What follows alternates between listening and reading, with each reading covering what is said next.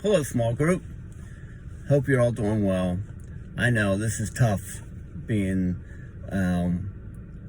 quarantined or under house arrest, so to speak. But I did want to just continue our study on Mark. And I have a question for you to start this out.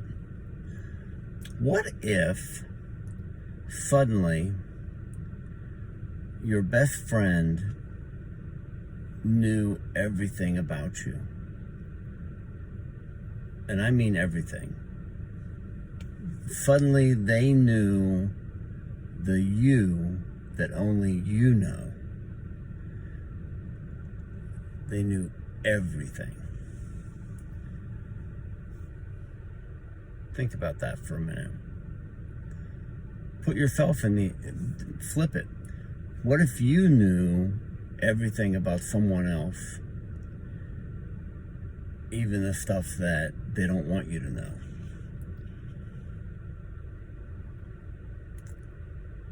But going back to the best friend, what if that best friend loved you anyway?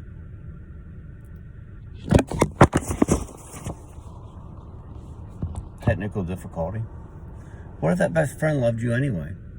What if they knew all that, but they loved you regardless? Jesus is that person. So I want you to grab a Bible and a pen and some paper. Go ahead. I'll wait. This is me waiting. Okay. So, before we get into looking specifically at Mark 2 and the beginning of Mark 3, I want to give you some verses to look at that you can look up later. I think that will help you understand the passage in Mark. So if you just write this down, 1 Samuel 21, 1 through 6, and then Hebrews 2, 11 through 12. Those verses will help you understand a little bit better what's going on in this passage in Mark. This is what I want you to take away from this video and from this lesson. And I hope you watched the lesson, the video from Francis Chan on Right Now Media. But this is what I want you to take away from my video. Jesus knows. Jesus knows our hearts. He knows our thoughts. He knows everything about us. There isn't anything that Jesus doesn't know. He knows when we go to church just because somebody wants us to. He knows when our heart's not in it. He knows when we judge someone because of how they look or something they said or what they wear, or just because we don't like them. He knows. But this is what's amazing.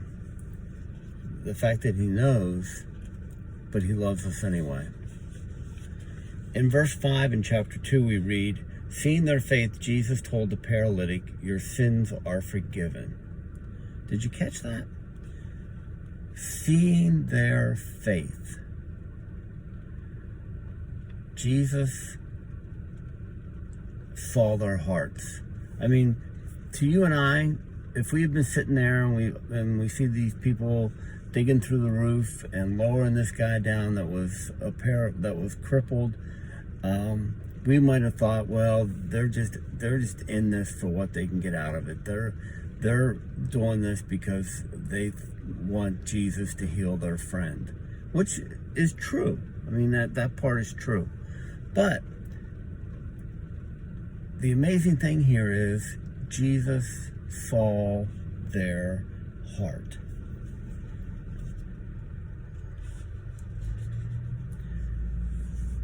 We know this because the next verse reads like this. But some of the scribes were sitting there questioning in their hearts, why does he speak like this? He's blaspheming. Who can forgive sins but God alone? And don't miss this.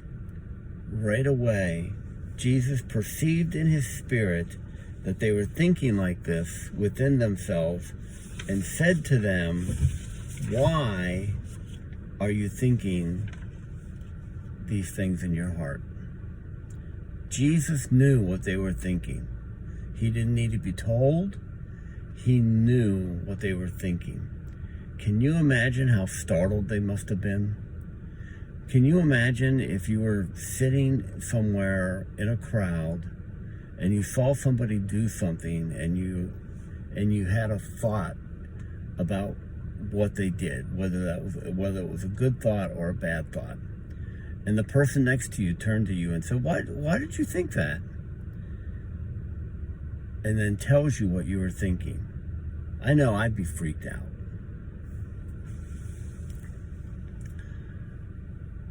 Why do you think that they weren't happy that the scribes and Pharisees, these religious authorities, weren't happy that Jesus had forgiven this guy his sins? I mean, holy cow. That's great. That's a great thing. I think that they weren't happy because Jesus was challenging their authority. They wanted to be center stage. They wanted to be, look at me, I'm number one. And suddenly they weren't. And they didn't like that. And here's the amazing thing. Jesus knew that too. There's nothing that Jesus doesn't know. So skipping down to chapter 3, we see that Jesus heals another man. This man has a shriveled hand. We don't know what exactly that means. And he healed that. And again, the religious authorities, instead of rejoicing, they chose to hate Jesus. You think hate is too strong a word? Well, look at 3:6.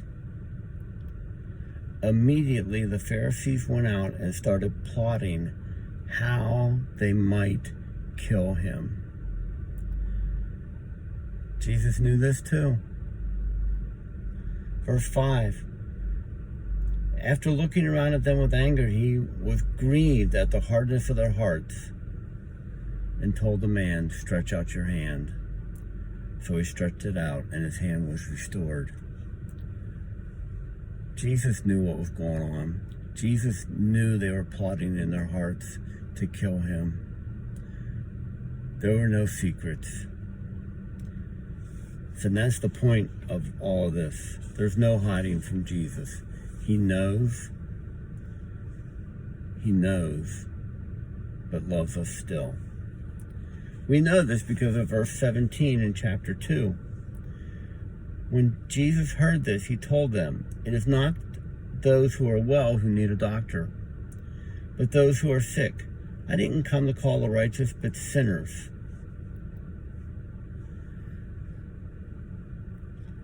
This was in response to being criticized for associating with the tax collectors and the sinners.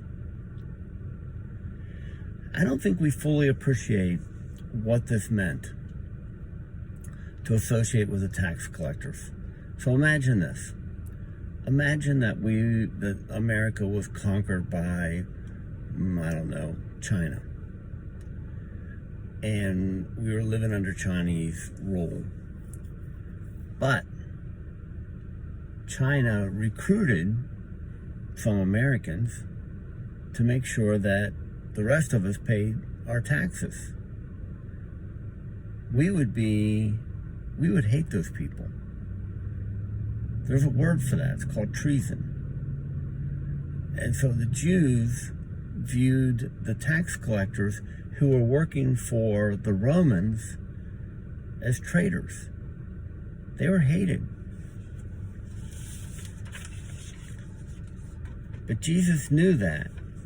And he knew that they needed him. So he went. I hope you're seeing that there's no conditions on the love of Jesus. Well, there is one condition. We surrender our lives, give him our lives, and in turn, he gives us life that will last forever and begins in the here and now. Jesus told his first disciples, "Follow me. Follow me into the kingdom of light." The reign of God in our hearts begins with the internal surrender of our hearts. Don't think of your relationship with Jesus as a transaction. Like we hold up our end, so Jesus is obligated to hold up his end. That's not what this is about. Jesus wants obedience, that's true.